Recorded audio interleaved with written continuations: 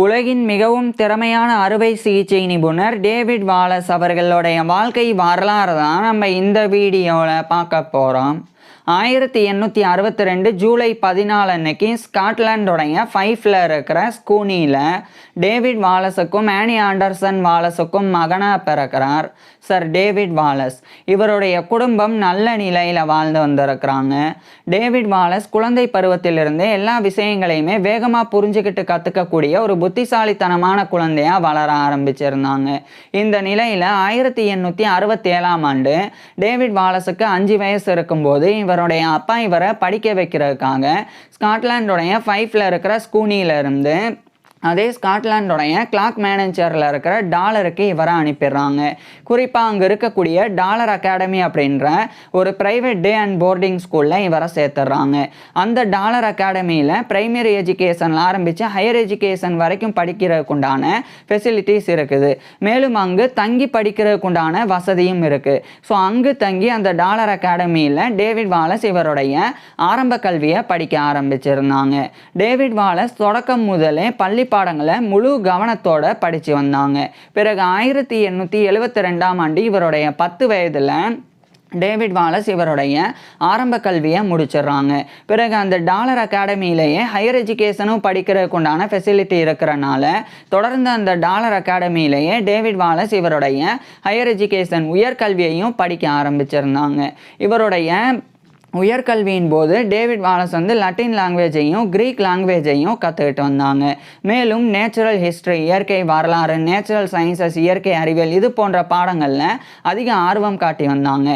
இதே சமயம் டேவிட் வாலஸுக்கு கால்ஃபில் அதிக ஆர்வம் ஏற்படுது. இதனால் கால்ஃப் விளையாடுறதை இவருடைய பொழுதுபோக்காக இவர் கொண்டு இருந்தாங்க. மேலும் இவர் மீன் பிடிக்கிறதுல ஆர்வம் கொண்ட ஒரு ஆங்கிலராக கூட இருந்து வந்தாங்க. இதுக்கப்புறமா கர்லிங் அப்படின்ற ஒரு ஸ்போர்ட்ஸ்லையுமே இவர் ஒரு சிறந்த ஒரு காம்படிட்டராக இருந்தாங்க. இதெல்லாம் கடந்து இவருக்கு ஷூட்டிங்லையும் நிறைய ஆர்வம் இருந்து வந்தது. இதுக்கிடையில தான் டேவிட் வாலஸ் மருத்துவம் படிக்கணும் அப்படின்னு டிசைட் பண்ணுறாங்க.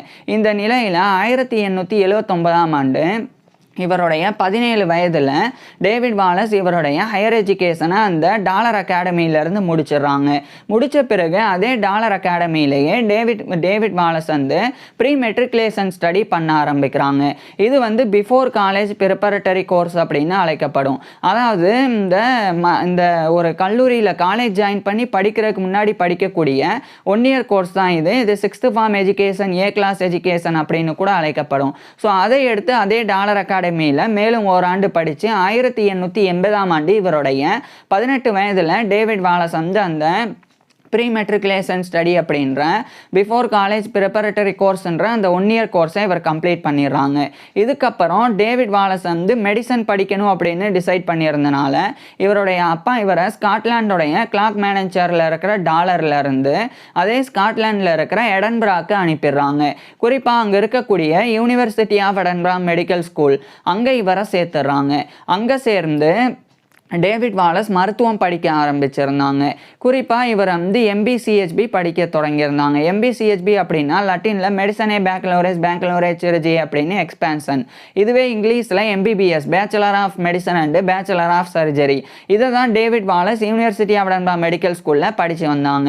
இவருடைய மருத்துவ பாடத்திட்டங்களாக மெடிக்கல் கரிக்குலமாக அனாட்டமி உடற்கூறியல், ஃபிசியாலஜி உடலியல், பெத்தாலஜி நோயியல், கிளினிக்கல் மெடிசன் மருத்துவம், சர்ஜரி அறுவை சிகிச்சை, மெட்டீரியா மெடிக்கா மருந்துகளினுடைய பண்புகள் குறித்து படிக்கிறது அப்படின்னு இது போன்ற எல்லா பாடங்களையுமே டேவிட் வாலஸ் படித்து வந்தாங்க.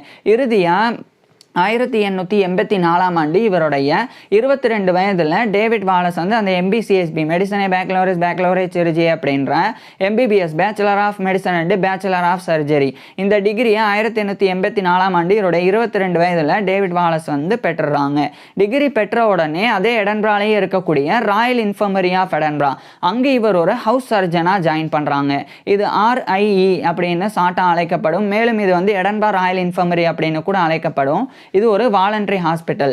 அதாவது இவர் டிகிரி முடித்த உடனே நேரடியாக இவர் ஒரு மருத்துவராக நோயாளிகளுக்கு சிகிச்சையெல்லாம் கொடுக்க முடியாது.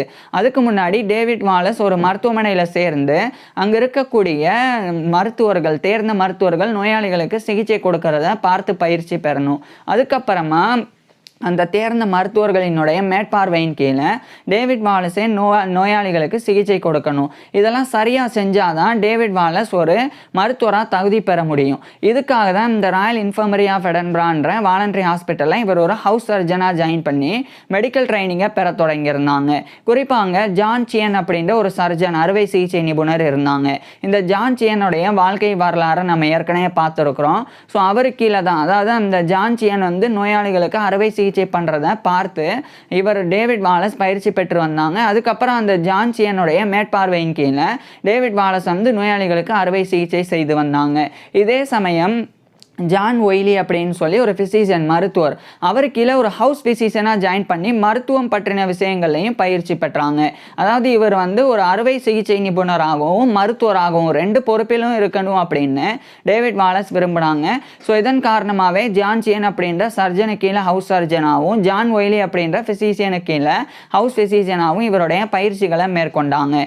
இதுக்கிடையில் டேவிட் வாலஸ் வந்து இங்கிலாந்துடைய லண்டனில் இருக்கிற Royal college of surgeons of England, இது வந்து லண்டனில் இருக்கிற சர்ஜன்ஸ் அறுவை சிகிச்சை நிபுணர்களுக்கு உண்டான ராயல் காலேஜ், அதனுடைய மெம்பர்ஷிப்பை பெறணும் அப்படின்னு டேவிட் வாலஸ் முயற்சி செய்ய ஆரம்பிக்கிறாங்க.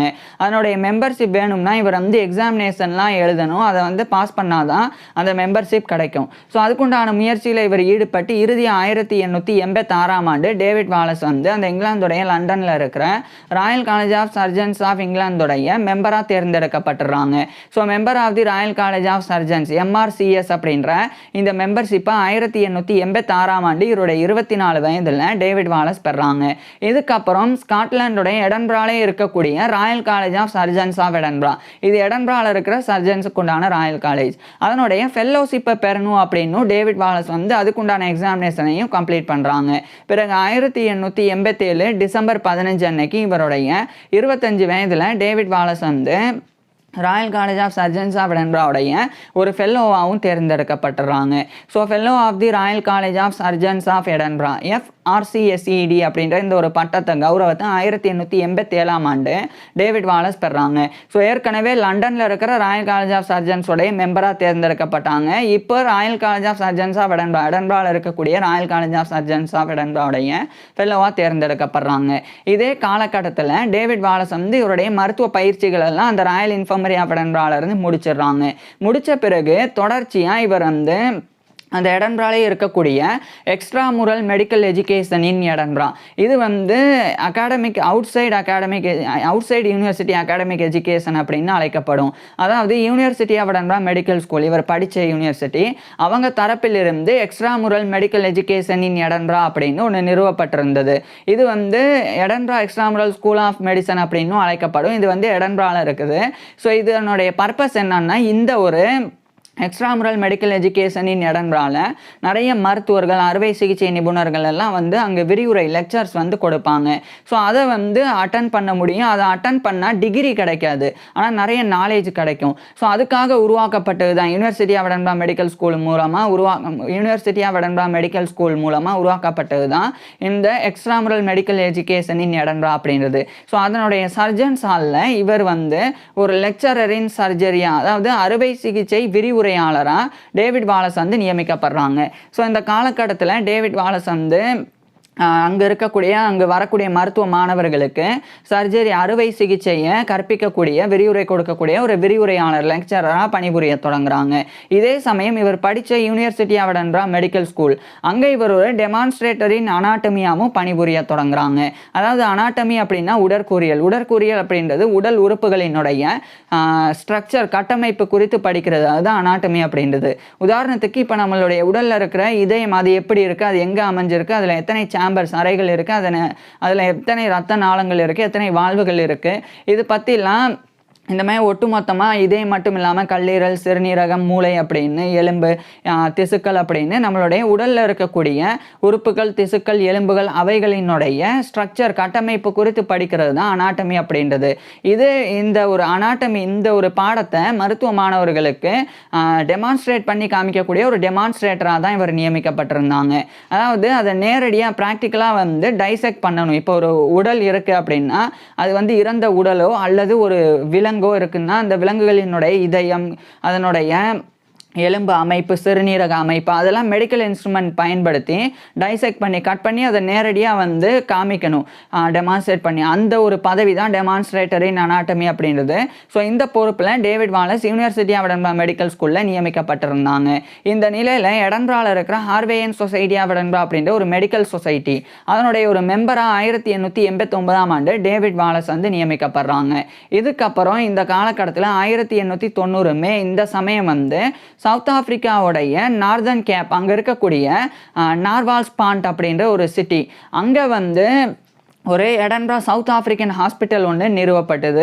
அது 1891 அக்டோபர் வரைக்கும் இருந்து அதுக்கப்புறம் கவர்மெண்ட்டிட்ட ஒப்படைக்கப்பட்டது. இது ஒரு புறம் இருக்க, இன்னொரு பக்கம் டேவிட் வாலஸ் தொடர்ச்சியாக இவருடைய பணியில் ஈடுபட்டு வந்தாங்க. இந்த நிலையில் 1892ஆம் ஆண்டு எடன்பராவில் இருக்கக்கூடிய ராயல் இன்ஃபர்மரி ஆஃப் எடன்பரா, இவர் மருத்துவ பயிற்சி பெற்ற அந்த ஒரு வாலண்டரி ஹாஸ்பிட்டல் அதனுடைய ஒரு அசிஸ்டன்ட் சர்ஜனா, உதவி அறுவை சிகிச்சை நிபுணராக இந்த 1892ஆம் ஆண்டு இவருடைய 30 வயதில் டேவிட் வாலஸ் வந்து நியமிக்கப்படுறாங்க. இதுக்கப்புறம் அங்கே உதவி அறுவை சிகிச்சை நிபுணராக இவர் பணிபுரிய தொடங்குறாங்க. இதே சமயம் ஜான்சியன் அப்படின்ற சர்ஜன் அவருக்கு ஒரு பிரைவேட் அசிஸ்டண்ட் ஆகும், அதாவது ஒரு பிரைவேட் அசிஸ்டன்ட் தனிப்பட்ட உதவியாளராகவும் இவர் பணிபுரிஞ்சாங்க. இந்த காலகட்டத்திலெல்லாம் டேவிட் வாலஸ் வந்து யூராலஜிக்கல் சர்ஜரி, அதாவது சிறுநீரக அறுவை சிகிச்சை அதில் இவர் நிறைய ஆர்வம் காட்ட தொடங்கியிருந்தாங்க. குறிப்பாக ஆண் பெண்களினுடைய சிறுநீரகம், அதுக்கப்புறமா யூரினரி ட்ராக்ட் அப்படின்ற சிறுநீர் பாதை, அதே மாதிரி பிளாடர் அப்படின்ற அந்த சிறுநீர் பை, அதுக்கப்புறம் இந்த பீனஸ், டெஸ்டிகுலர் அப்படின்னு இது போன்ற அதில் ஏற்படக்கூடிய நோய்கள், அதுலேயும் புற்றுநோய்கள், ஸோ அதுக்கெல்லாம் வந்து அறுவை சிகிச்சை மூலம் சிகிச்சை கொடுக்கறதுக்குண்டான யூரோலாஜிக்கல் சர்ஜரி அப்படின்ற சிறுநீரக அறுவை சிகிச்சை இதில் டேவிட் வாலஸ் வந்து அதிக ஆர்வம் காட்டினாங்க. ஆர்வம் காட்டினது மட்டும் இல்லாமல் அந்த யூரோலாஜிக்கல் சர்ஜரியில் பல ஆராய்ச்சிகளை மேம்படுத்த தொடங்கியிருந்தாங்க. குறிப்பாக வந்து இப்போ கிட்னியில் ஒரு ஸ்டோன் இருக்குன்னா அந்த கிட்னி ஸ்டோனை, அந்த சிறுநீரக கல்லை வெளியேற்றுறதுக்கு உண்டான சர்ஜிக்கல் ப்ரொசீஜர்ஸில் இவர் சில முன்னேற்றங்கள் ஏற்படுத்தினாங்க. அதே மாதிரி வந்து இந்த யூரினரி ட்ராக்ட் சிறுநீர் பாதையில் சிறுநீரக கல் இருக்கும்போது அதை வந்து ரிமூவ் பண்ணுறதுக்கு உண்டான சர்ஜிக்கல் டெக்னிக்ஸையும் டேவிட் வாலஸ் வந்து மேம்படுத்தினாங்க. இதெல்லாம் கடந்து டேவிட் வாலஸ் வந்து கேன்சர், அந்த பிளாடர் கேன்சர், அதே மாதிரி கிட்னியில் ஏற்படக்கூடிய டியூமர்ஸ், ஸோ இதுக்குண்டான சிகிச்சை கொடுக்கறதுக்கு உண்டான சில முறைகள் குறித்தும் டேவிட் வாலஸ் ஆய்வு செஞ்சாங்க. ஆய்வு செஞ்சது மட்டும் இல்லாமல் யூரோலாஜிக்கல் சர்ஜரி குறித்து பல்வேறு மெடிக்கல் ஆர்டிகல்ஸை இவர் எழுதி ரிசர்ச் பேப்பர்ஸ், சயின்டிஃபிக் ரிசர்ச் பேப்பர்ஸ்லாம் இவர் எழுதி தொடர்ச்சியாக பப்ளிஷ் பண்ணவும் செஞ்சாங்க. இந்த நிலையில் தான் 1899 இந்த காலகட்டத்தில் சவுத் ஆப்பிரிக்காவில் செகண்ட் போர் வார் ஆனது தொடங்குது. இந்த போர் வாரில் இவர் டேவிட் வாலஸ் வந்து ஒரு சர்ஜனாக இவர் வந்து அனுப்பப்படுறாங்க. குறிப்பாக இவர் வந்து ஸ்காட்லாண்டில் இருக்கிற எடன்பராவில் இருந்து சவுத் ஆப்பிரிக்காவுடைய நார்தர்ன் கேப்பில் இருக்கிற அந்த நார்வால்ஸ் பாண்ட் அங்கே இருக்கக்கூடிய எடன்பரா சவுத் ஆப்பிரிக்கன் ஹாஸ்பிட்டல் அங்கே தான் இவர் ஒரு சர்ஜனாக நியமிக்கப்படுறாங்க. ஸோ அப்போ அங்கே போரில் காயமடையக்கூடிய வீரர்களுக்கு அவங்களுக்கு ஏற்படக்கூடிய பிரச்சனைகளுக்கு அறுவை சிகிச்சை பண்ணக்கூடிய ஒரு சர்ஜனாக டேவிட் வாலஸ் பணிபுரிஞ்சாங்க. இந்த காலகட்டத்தில் தான் அங்கே ரெட் கிராஸ் மூவ்மெண்ட் ஆனது பெரிய அளவில் இருந்தது. இது வந்து international red cross and red crescent movement அப்படின்னு அழைக்கப்படும். ஸோ இதை பொறுத்த வரைக்கும் இது வந்து ஒரு செஞ்சிலுவை சங்கம். இவங்களுடைய இது வந்து ஒரு வேர்ல்டு வைட் ஹியூமனிடேரியன் ஆர்கனைசேஷன். இவங்களுடைய பொறுப்பு என்ன அப்படின்னா, இப்படி போர் நடக்கிற இடமோ இல்லைனா ஒரு நேஷனல் டிசாஸ்டர் அப்படின்ற தேசிய பேரிடர் ஏற்படும் போது பொதுமக்கள் பாதிப்பாங்க குறிப்பாக. ஸோ அந்த மாதிரி பொதுமக்கள் பாதிக்கும் போது அந்த பொதுமக்களுக்கு எந்த விதமான பாகுபாடும் இன்றி, இவங்க இந்த நாட்டை சேர்ந்தவங்க, இவங்க இந்த இனத்தை சேர்ந்தவங்க, அந்த மாதிரி எந்த பாகுபாடும் இல்லாமல் அவங்களுக்கு தேவைப்படக்கூடிய உதவிகளை செஞ்சு கொடுக்கக்கூடிய ஒரு வேர்ல்டு வைட் ஹியூமனிடேரியன் ஆர்கனைசேஷன் தான் இந்த international red cross and red crescent movement அப்படின்றது. ஸோ இதனுடைய பங்களிப்பு குறித்து டேவிட் வாலஸ் வந்து தெரிஞ்சுக்கிறாங்க. ஏன்னா இந்த காலகட்டத்தில் பிரிட்டிஷ் ரெட் கிராஸ் சொசைட்டி, அந்த செஞ்சிலுவை சங்கம் பிரிட்டனை சேர்ந்தது, அவங்க தரப்பிலிருந்து இந்த போர் வாரில் அங்கு பாதிக்கப்படக்கூடிய மக்கள், ஏன்னா போர் நடக்கும்போது பசி, பஞ்சம், பட்டினிலாம் ஏற்படும். ஸோ அவங்களுக்கு உண்டான உதவிகள் வழங்கப்பட்டது. இதெல்லாம் பார்த்த பிறகு டேவிட் வாலஸுக்கு அந்த பிரிட்டிஷ் ரெட் கிராஸ் சொசைட்டியில் ஜாயின் பண்ணணும் அப்படின்ற ஆர்வம் ஏற்படுது. இந்த நிலையில் 1900ஆம் ஆண்டு காலகட்டத்தில் டேவிட் வாலஸ் வந்து போரில் ஆற்றிய பங்களிப்புக்காக South African medal and clasp அது வந்து இவருக்கு வழங்கப்படுது. மேலும் அந்த ஒரு போர் முடிஞ்ச பிறகு டிஸ்பேச்சஸ், அதாவது ஆர்மி நேவி எல்லாமே, அதே மாதிரி இந்த மருத்துவப்படை எல்லாருமே வந்து டிமொபைலைஸ் பண்ணப்பட்டாங்க. அப்போ அந்த டிஸ்பேச் பண்ணும்போது இவர் டேவிட் வாலஸ் வந்து பேரிடப்பட்டு அங்கே வந்து குறிப்பிடப்பட்டாங்க, மென்ஷன் பண்ணப்பட்டாங்க, இவருடைய பங்களிப்பு இப்படி இருந்தது அப்படின்னு. எல்லாருமே வந்து அந்த போரில் பங்கேற்ற எல்லாருடைய பேரும் இந்த மாதிரி டிஸ்பேச்சஸில் குறிப்பிடப்படாது. யார் பெரிய அளவில் சாதனை பண்ணியிருக்கிறாங்களோ அவங்களுடைய பேர் தான் குறிப்பிடப்படும். அந்த மாதிரி டேவிட் வாலஸோடைய பேர் குறிப்பிடப்பட்டது இவர் கிடைச்ச பெரும் கௌரவமாக இருந்தது. இதுக்கப்புறம் இவர் வந்து போரிலிருந்து விலகி சவுத் ஆப்பிரிக்காவுடைய அந்த நார்த் கேப்பில் இருக்கிற நார்வால்ஸ் பாயிண்ட்ல இருந்து மறுபடியும் ஸ்காட்லாண்டில் இருக்கிற எடன்பிராக்கு இவர் வந்துடுறாங்க. இந்த காலகட்டத்தில் தான் இவர் வந்து சிஎம்ஜி கௌரவத்தை பெற்றாங்க, யுனைடெட் கிங்டம் தரப்பிலிருந்து போரில் பங்கேற்றதுக்காக. அதாவது companion of the order of Saint Michael and Saint George அப்படின்ற சிஎம்ஜி அப்படின்ற கௌரவத்தை இவர் பெற்றாங்க. இதுக்கப்புறம் 1901 காலகட்டத்தில் டேவிட் வாலஸ் மறுபடியும் தொடர்ச்சியாக இவர் வந்து நிறைய ரிசர்ச் பேப்பர்ஸ், குறிப்பாக அந்த யூராலஜிக்கல் சர்ஜரி குறித்து இவர் வந்து எழுதி வந்தாங்க. இந்த நிலையில் 1905ஆம் ஆண்டு கிட்டத்தட்ட இவருடைய 43 வயதில் டேவிட் வாலஸ் வந்து அகஸ்டா மாட் கிளவுஸ்டன் அப்படின்ற ஒரு பெண்ணை வந்து திருமணம் பண்ணிக்கிறாங்க. இந்த அகஸ்டா மாட் கிளவுஸ்டன் வந்து 1871ஆம் ஆண்டு பிறந்திருந்தாங்க. இவரோட 9 வயசு கம்மி. ஸோ 1905ஆம் ஆண்டு டேவிட் வாலஸுக்கு 43 வயது. இவருடைய மனைவியான அகஸ்டா மாட் கிளவுஸ்டன் வாலஸ் இவங்களுக்கு வந்து 34 வயதும் இருந்தது. ஸோ திருமணம் பண்ணிக்கிறாங்க. திருமணத்துக்கு பிறகு டேவிட் வாலஸுக்கும் இவருடைய மனைவியான அகஸ்டா மாட் கிளவுஸ்டன் வாலஸ் இவங்க 2 பேருக்குமே 2 ஆண் குழந்தைகள் பிறந்தது. இது டேவிட் வாலஸோடைய பர்சனல் லைஃப், தனிப்பட்ட வாழ்க்கையா இருந்தது. இது ஒரு புறம் இருக்க, இன்னொரு பக்கம் 1908ஆம் ஆண்டு அந்த ராயல் இன்ஃபர்மரி ஆஃப் எடன்பரா அதில் ஒரு அசிஸ்டன்ட் சர்ஜன் அப்படின்ற அந்த ஒரு பதவியிலிருந்து இவர் ஒரு சர்ஜன் இன் சார்ஜ் ஆஃப் வார்ட்ஸாக நியமிக்கப்படுறாங்க. அதாவது ஒரு ஃபுல் சர்ஜன், முழு அறுவை சிகிச்சை நிபுணராக இவர் வந்து ப்ரமோஷன், பதவி உயர்வு 1908ஆம் ஆண்டு பெறாங்க. இதே 1908ஆம் ஆண்டு தான் ராயல் ஆர்மி மெடிக்கல் கோர் தரப்பிலிருந்து ஒரு டெரிட்டோரியல் ஃபோர்ஸ் ஆனது உருவாக்கப்பட்டது. அதில் டேவிட் வாலஸ் வந்து உடனடியாக அதே 1908ஆம் ஆண்டு பங்கேற்றாங்க. அதாவது இது என்ன அப்படின்னா, ராயல் ஆர்மி மெடிக்கல் கோர் அப்படின்றது இராணுவ மருத்துவ படைப்பிரிவு, அதாவது போர்ல காயமடையக்கூடிய ராணுவ வீரர்களுக்கு தேவைப்படக்கூடிய மருத்துவ சேவை வழங்குறதுக்குண்டான ஒரு படைப்பிரிவு. அவங்க தரப்பிலிருந்து ஒரு டெரிட்டோரியல் ஃபோர்ஸ் உருவாக்கப்பட்டது இந்த 1908ஆம் ஆண்டு. அப்போ டேவிட் வாலஸ் வந்து அதில் வந்து ஜாயின் பண்ணாங்க.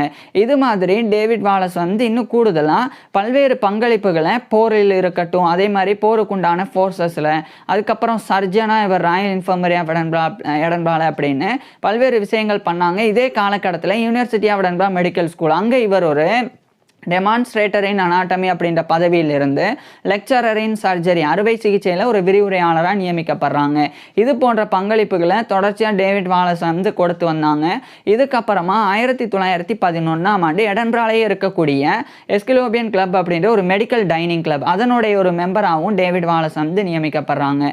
இங்கிருந்து 3 ஆண்டுகளுக்கு அப்புறமா 1914ஆம் ஆண்டு முதல் உலகப்போர், ஃபர்ஸ்ட் வேர்ல்டு வார் ஆனது துவங்குது. இந்த முதல் உலகப்போர் துவங்கிய உடனடியாக ஃபர்ஸ்ட் டேவிட் வாலஸ் வந்து ராயல் ஆர்மி மெடிக்கல் கோர்ப்போடைய டெரிட்டோரியல் ஃபோர்ஸாக இருந்து இவர் வந்து செகண்ட் ஸ்காட்டிஷ் ஜெனரல் ஹாஸ்பிட்டல், அது இன்னைக்கு வெஸ்டர்ன் ஜெனரல் ஹாஸ்பிட்டல் அப்படின்னு அழைக்கப்படுது, அதில் தான் ஒரு சர்ஜனாக நியமிக்கப்பட்டாங்க. ஆனால் டேவிட் வாலஸ் வந்து மிக முக்கியமான ஒரு விஷயத்தை பண்ணியிருந்தாங்க இதுக்கு முன்னாடி. அது வந்து 1908ஆம் ஆண்டு இந்த பிரிட்டிஷ் ரெட் கிராஸ் சொசைட்டி, அதை போலவே இவர் வந்து எடன்பரால ஒரு ரெட் கிராஸ் சொசைட்டியோடைய பிரான்ச்சை இவர் வந்து 1908ஆம் ஆண்டு நிறுவனாங்க. நிறுவனது மட்டும் இல்லாமல் அதனுடைய ஒரு ஆனரி செக்ரட்டரியாக, கௌரவ செயலாளராகவும் பணிபுரிஞ்சு வந்தாங்க. ஸோ இது எல்லாம் 1914ஆம் ஆண்டு யுனைடெட் கிங்டமுக்கு தெரிஞ்சிருந்தது. இதனால் இவர் வந்து இந்த மாதிரி சர்ஜனாக இருந்து அறுவை சிகிச்சை பண்ணுறதுக்கு பதிலாக, போரில் வந்து பணிபுரிகிறது பதிலாக அந்த எடன்பரா ரெட் கிராஸ் சொசைட்டி அவங்க தரப்பிலிருந்து இந்த போரினால் பாதிக்கப்படக்கூடிய பொதுமக்களுக்கு உதவலாம். ஸோ அதுக்காக டேவிட் வாலஸ் வந்து அந்த பிரிட்டிஷ் ரெட் கிராஸ் சொசைட்டியோடைய எடன்பரா பிரான்ச்சுக்கு இவர் வந்து அனுப்பப்பட்டுறாங்க. இதே 1914ஆம் ஆண்டு. ஸோ இவருடைய பொறுப்பு என்னவா இருந்தது அப்படின்னா, அந்த கான்வலசன்ட் ஹாஸ்பிட்டல்ஸ், அதாவது இந்த சவுத் ஈஸ்ட் ஸ்காட்லாண்டில், தென்கிழக்கு ஸ்காட்லாண்டில் இருக்கக்கூடிய பெரிய பெரிய வீடுகள், அதை வந்து எடுத்து அதை வந்து ஒரு கான்வலசன்ட் ஹாஸ்பிட்டலாக மாற்றணும். அதை வந்து ஆர்கனைஸ் பண்ணி அதை சூப்பரைஸ் பண்ணக்கூடிய பொறுப்பு தான் டேவிட் வாலஸ் உடையது. அதாவது கான்வலசன்ட் ஹாஸ்பிட்டல்னால் இப்போ நோயாளி, அந்த பொதுமக்கள் பாதிக்கப்படும் போது அவங்க வந்து இப்போ போரில் காயமடைகிறாங்கன்னா அவங்களுக்கு தேவையான சிகிச்சை கொடுத்து அவங்க குணமடைகிற வரைக்கும் பாதுகாப்பாக பார்த்துக்கக்கூடிய ஒரு ஒரு ஹாஸ்பிட்டல் அமைப்பு தான் அந்த கான்வலசன்ட் ஹாஸ்பிட்டல் அப்படின்றது. ஸோ இது போன்ற அமைப்புகள் உருவாக்குறதுக்கு அதை ஒழுங்கமைத்து அதை மேற்பார்வையிடுறதுக்கு டேவிட் வாலஸ் நியமிக்கப்பட்டாங்க. ஸோ போர் முழுக்க டேவிட் வாலஸ் இந்த பதவியில் இருந்தாங்க. இதுக்கப்புறம் 1918ஆம் ஆண்டு இந்த ஃபஸ்ட்டு வேர்ல்டு வார் முடிவடைஞ்ச உடனே போரில் வர பிரிட்டிஷ் ரெட் கிராஸ் சொசைட்டியோடைய எடன்பரா பிரான்ச்சுக்கு ஆற்றின பங்களிப்புக்காக டேவிட் வாலஸ் வந்து சிபிஇ கௌரவத்தை பெற்றாங்க. அதாவது Commander of the order of the British Empire CBE அப்படின்ற இந்த ஒரு கௌரவத்தை பெற்றாங்க. இது மட்டும் இல்லாமல் இவர் வந்து முழுக்க ரெட் கிராஸ் கமிஷனராக இந்த 1914 to 1918 வரைக்கும் பணிபுரிஞ்சாங்க போர் முழுக்க. இதன் காரணமாக இவருக்கு சிபிஇ வழங்கப்பட்டிருந்தது. இதுக்கப்புறம் 1918ஆம் ஆண்டு முதல் உலகப் போர் முடிஞ்சிருந்தாங்க. 1919ஆம் ஆண்டு தான் army, navy, Royal army, medical corp அப்படின்னு எல்லாமே டிமொபைலைஸ் பண்ணப்பட்டது. ஸோ டேவிட் வாலஸும் போரிலிருந்து வெளியே வந்தாங்க. இதுக்கப்புறமா 1920ஆம் ஆண்டு டேவிட் வாலஸ் வந்து Knight Commander of the order of the British Empire KBE கௌரவத்தையும் பெறாங்க. ஸோ நைட் பண்ணப்படுறாங்க. அதாவது டேவிட் வாலஸுக்கு சர் பட்டம் வழங்கப்பட்டது. ஸோ 1920ஆம் ஆண்டிலிருந்து தான் டேவிட் வாலஸ் வந்து சர் டேவிட் வாலஸ் அப்படின்னு கௌரவத்தோட அழைக்கப்பட தொடங்கியிருந்தாங்க. இதுக்கப்புறமா 1921ஆம் ஆண்டு எடன்பராவில் இருக்கிற Royal college of surgeons of Edinburgh அதனுடைய ஒரு பிரசிடெண்டாகவே இவர் வந்து நியமிக்கப்படுறாங்க. அந்த பொறுப்பில் 1923 வரைக்கும் இவருடைய 61 வயசு வரைக்கும் டேவிட் வாலஸ் பணிபுரிஞ்சாங்க. இதுக்கப்புறம் இந்த 1963ஆம் ஆண்டு Royal college of surgeons of எடன்பராவுடைய பிரசிடென்ட் அப்படின்ற பதவியிலிருந்து விலகுறாங்க. மிக உயர்ந்த கௌரவத்திலிருந்து விலகுறாங்க. இதுக்கப்புறம் இதே 1923ஆம் ஆண்டு ராயல் இன்ஃபர்மரி ஆஃப் எடன்பராவுடைய சர்ஜன் அப்படின்ற பதவியிலிருந்து இவர் ரிட்டையர் ஆகி ஒரு கன்சல்டிங் சர்ஜனா, ஒரு ஆலோசனை அறுவை சிகிச்சை நிபுணராக நியமிக்கப்படுறாங்க. இதுக்கப்புறமா 1924ஆம் ஆண்டு ஹார்வேயன் சொசைட்டி ஆஃப் எடன்பரா அப்படின்ற மெடிக்கல் சொசைட்டியோடைய பிரசிடெண்டாகவும் டேவிட் வாலஸ் நியமிக்கப்படுறாங்க. இந்த பொறுப்பில் 1925 காலகட்டத்திலையும் டேவிட் வாலஸ் இருந்தாங்க. இதுமாதிரி பல்வேறு கௌரவங்கள் டேவிட் வாலஸுக்கு வழங்கப்பட்டது. மேலும் டேவிட் வாலஸ் வந்து இந்த காலகட்டத்தில் இன்னும் கூடுதல் கௌரவங்கள் பெற்றாங்க. குறிப்பாக 1930ஆம் ஆண்டு யூனிவர்சிட்டி ஆஃப் எடன்பரா தரப்பிலிருந்து இவர் படித்த யூனிவர்சிட்டி ஆஃப் எடன்பரா தரப்பிலிருந்து இவருக்கு ஆனரி எல்எல்டி வழங்கப்பட்டது. அதாவது எல்எல்டி அப்படின்னா லெகம் டாக்டரேட் அப்படின்னு லட்டின்ல அர்த்தம். இது இங்கிலீஷ்ல டாக்டர் ஆஃப் லாஸ் அப்படின்னு அர்த்தம். Canon laws, civil law, 2 laws உள்ளடங்கிய டாக்டர் ஆஃப் லாஸ். ஸோ இந்த ஒரு டாக்டர் ஆஃப் லாஸ் அப்படின்ற கௌரவ டாக்டர் பட்டம் தான் ஆர்டினரி எல்எல்டி. ஸோ இது யூனிவர்சிட்டி ஆஃப் எடன்பரா தரப்பிலிருந்து 1930ஆம் ஆண்டு டேவிட் வாலஸுக்கு வழங்கப்பட்டது. இதுக்கப்புறம் இவர் வந்து அந்த பிரிட்டிஷ் ரெட் கிராஸ் சொசைட்டியோடைய எடன்பரா பிரான்ச்சோடைய ஆனரி செக்ரட்டரியாக இருந்து ஒரு சேர்மனாக இவர் வந்து மாற்றப்படுறாங்க. ஸோ சேர்மனாக அதில் அடுத்த சில ஆண்டுகள் டேவிட் வாலஸ் பணிபுரிஞ்சாங்க. இந்த காலகட்டத்தில் இவர் வந்து வெளிநாடுகளிலிருந்தும் சில கௌரவங்கள் பெற்றாங்க. குறிப்பாக ஃப்ரான்ஸில் இருக்கிற ஃப்ரெஞ்ச் அசோசியேஷன் ஆஃப் யூராலஜி, அதாவது சிறுநீரகவியலுக்குண்டான ஃப்ரெஞ்ச் சங்கம், ஸோ அவங்க தரப்பிலிருந்து இவர் ஒரு மெம்பராக தேர்ந்தெடுக்கப்படுறாங்க. இதுக்கப்புறம் 1938 இந்த காலகட்டத்தில் தான் இந்த பிரிட்டிஷ் ரெட் கிராஸ் சொசைட்டியோட எடன்பரா பிரான்ச்சோடைய ஆனரி செக்ரட்டரி, அதே மாதிரி சேர்மன் அப்படின்ற இந்த பதவிகளில் இருந்து கிட்டத்தட்ட 30 ஆண்டுகளுக்கு பிறகு ரிட்டையர் ஆகுறாங்க. இதுக்கப்புறம் 1939 to 1945 வரைக்கும் 2ஆம் உலகப் போர் நடந்து வந்தது.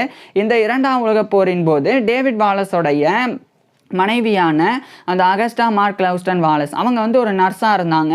அவங்க குறிப்பாக Victoria League and the Queen's Institute of District Nursing அப்படின்றதில் அவங்க வந்து ஈடுபட்டாங்க. இதன் காரணமாக 1945 போர் முடிஞ்ச பிறகு 1946ஆம் ஆண்டு டேவிட் வாலஸோடைய மனைவியான டேவிட் வாலஸோடைய மனைவியான அகஸ்டா மார்க் லவ்ஸ்டன் வாலஸ் வந்து சிபிஇ, அந்த commander of the order of British Empire அப்படின்ற அந்த கௌரவத்தை இவருடைய மனைவியும் பெற்றாங்க. ஸோ இதெல்லாம் டேவிட் வாலஸோடைய பர்சனல் லைஃப். இன்னொரு பக்கம் டேவிட் வாலஸ் வந்து ரிட்டையர் ஆனதுக்கு அப்புறமா பர்சனல் லைஃப்ல கால்ஃப் விளையாடுறது, கர்லிங் விளையாடுறது, ஷூட்டிங் பண்றது, ஃபிஷிங் பண்றது அப்படின்னு இதெல்லாம் ஈடுபட்டு வந்தாங்க. இறுதியாக 1952 ஏப்ரல் 21 அன்னைக்கு இவருடைய 89 வயதில் டேவிட் வாலஸ் இறந்து போயிடுறாங்க. ஸோ 1952 ஏப்ரல் 21 அன்னைக்கு இவருடைய 89 வயதில் டேவிட் வாலஸ் இறந்து போகிறாங்க. இவர் இறந்து போன கிட்டத்தட்ட 8 ஆண்டுகளுக்கு பிறகு 1960ஆம் ஆண்டு டேவிட் வாலஸோடைய மனைவியான அகஸ்டா மார்க் லவ்ஸ்டன் வாலஸ் அவங்களும் கிட்டத்தட்ட அவங்களுடைய 89 வயதில் இறந்து போகிறாங்க. ஏற்கனவே சொன்னமே அவங்க 1871ஆம் ஆண்டு பிறந்திருந்தாங்க. 1960ஆம் ஆண்டு கிட்டத்தட்ட அவங்களுடைய 89 வயதில் இறந்து போகிறாங்க. இதெல்லாம் டேவிட் வாலஸோடைய பர்சனல் லைஃப். இன்னொரு பக்கம் டேவிட் வாலஸ் வந்து பொது வாழ்க்கையில் யூரோலாஜிக்கல் சர்ஜரிக்கும் அதாவது சிறுநீரக அறுவை சிகிச்சைக்கும் அதே மாதிரி செஞ்சிலுவை சங்கத்துக்கும் ஆற்றின பங்களிப்புக்காக இன்னைக்கு வரைக்குமே நினைவில் கொள்ளப்பட்டு போற்றப்படக்கூடிய ஒரு அறுவை சிகிச்சை நிபுணராக டேவிட் வாலஸ் இருந்து வராங்க. ஸோ இப்பேற்பட்ட டேவிட் வாலஸ் பற்றி நீங்கள் என்ன நினைக்கிறீங்க அப்படின்றத கீழே கமெண்ட்ஸில் சொல்லுங்கள். உங்களுக்கு எந்த மாதிரியான டாபிக்ஸில் எந்த மாதிரியான வீடியோஸ் வேணும் அப்படின்றதையும் கீழே கமெண்ட்ஸில் சொல்லுங்கள். தேங்க்யூ.